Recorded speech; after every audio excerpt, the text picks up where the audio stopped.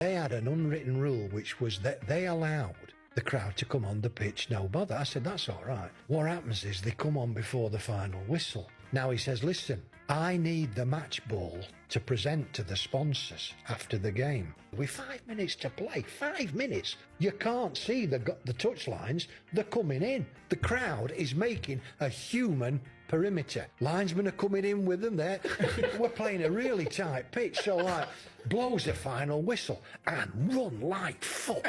Ball under the arm, I'm fucking running and my legs aren't going anywhere because this huge bloke has picked me up and he's trying to get the match ball from under my arm. And eventually I get rid of him like and get up the tunnel. I thought, yes, got the match ball. Get in the dressing room, one linesman's in. I said, where's Bob? 5 minutes later, Bob walks in. He said, the only way I could get over, he says, I had to go out the stand on far side. I've walked around the car park to get back